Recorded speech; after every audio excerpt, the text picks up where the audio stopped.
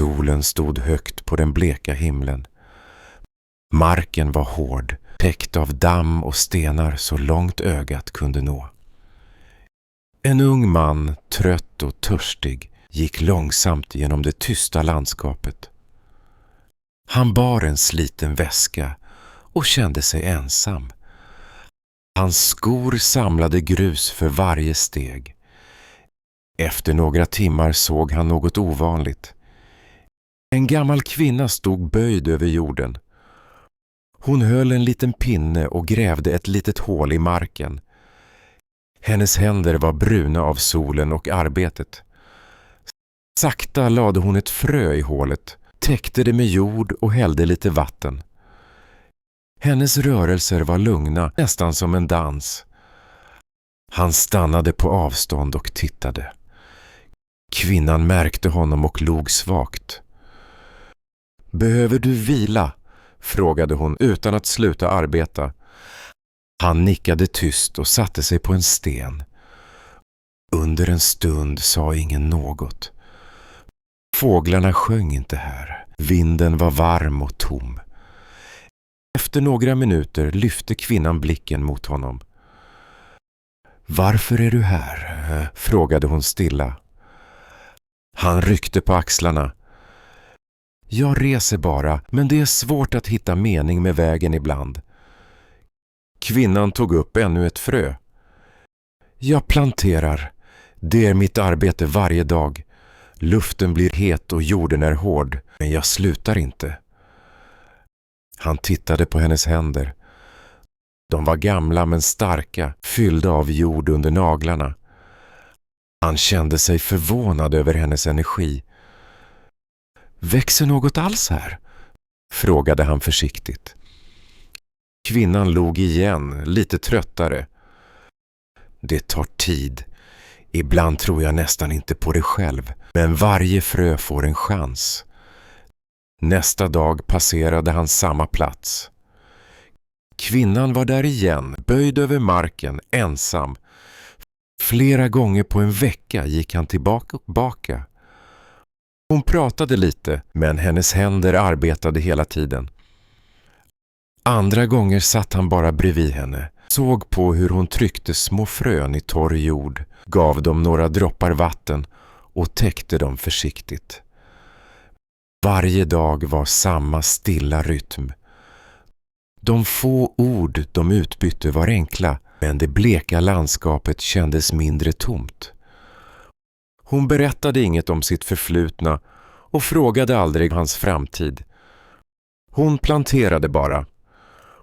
Ord tynade bort bland vinden och dammet. Våren kom långsamt. Marken var fortfarande hård, men något hade förändrats.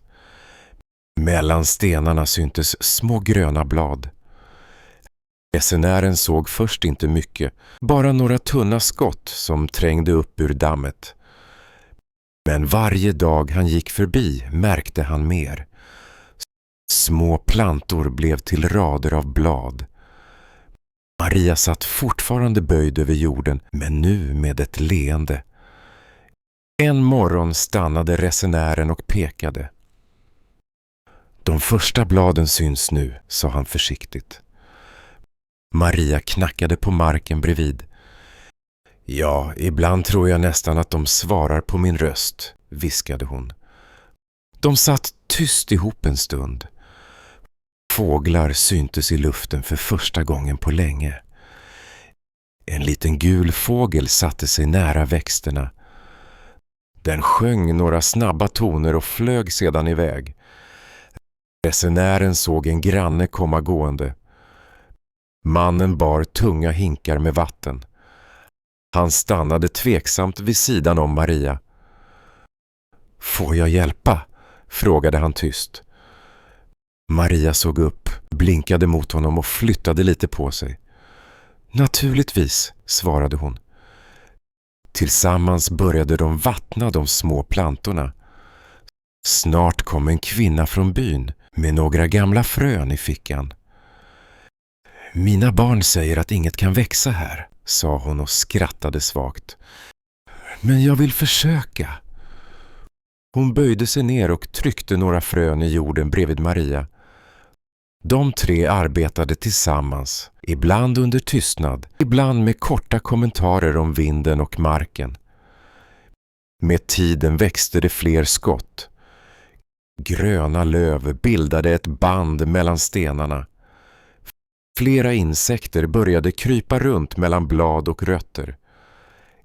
En dag vaknade resenären av att morgonluften luktade friskt. När han gick förbi Maria och de andra märkte han flera små blommor som öppnade sig bland plantorna. Ljud av bin och humlor fyllde luften. Barn från byn kom förbi och pekade. "Mamma, det är grönt här nu!" ropade en av dem. Några män tog med sig spadar och hjälpte till att ta bort tunga stenar. Flera kvinnor samlade vatten i små kannor och spred försiktigt plantorna. Människorna började prata mer. De berättade historier om när marken var död och när vinden bara bar damm. Nu samlades de på kvällarna nära det som vuxit fram. De satt i ring och lyssnade på fåglarna, såg på insekterna och såg jorden ändras. Åren gick långsamt men bestämt. Där allting en gång varit grått och torrt bredde nu ung skog ut sig. Stammar var smala men starka och bladverket tätt. Fåglar fanns överallt. Ibland kom rådjur och drack i de små bäckarna. Marken som förut var dammig hade blivit fuktig av morgondag.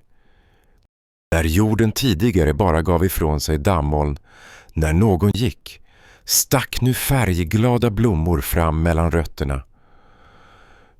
Några yngre familjer kom och slog sig ner i utkanten av skogen.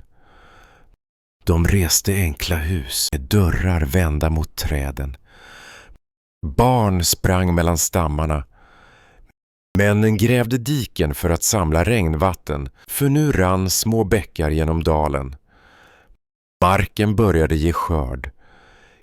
Kvinnorna planterade bärbuskar och grönsaker längst ut mot skogen. Resenären brukade ofta gå samma väg som när han först mötte Maria.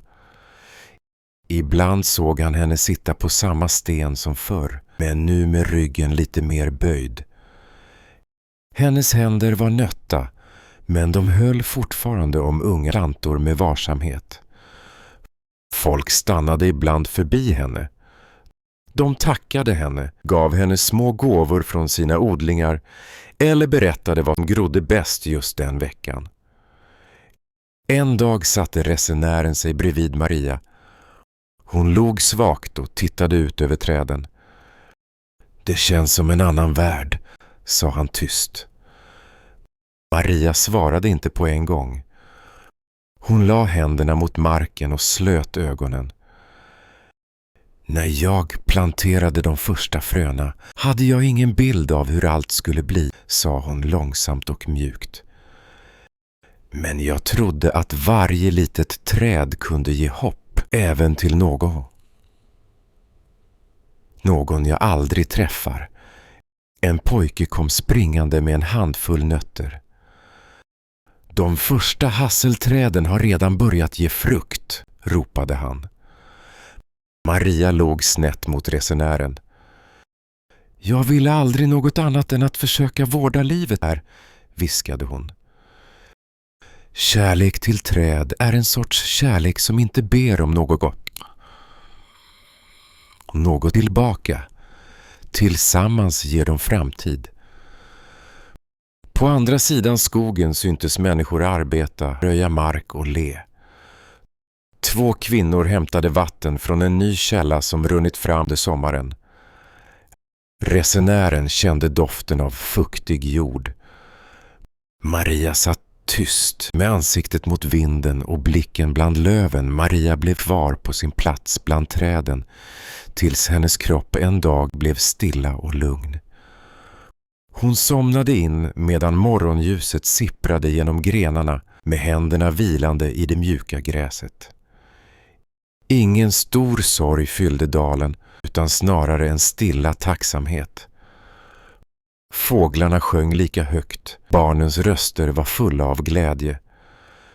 Skogen bredde ut sig omkring Maria och viskade om henne i vinden.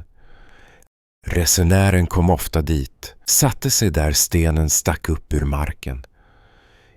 Ibland var det tyst, ibland talade han lågt. Jag minns när jag första gången såg dig gräva i torra jorden, sa han en afton. Nu är allt förändrat, tack vare dig. Han samlade några blommor vid hennes plats och fortsatte att berätta för dem som ville lyssna.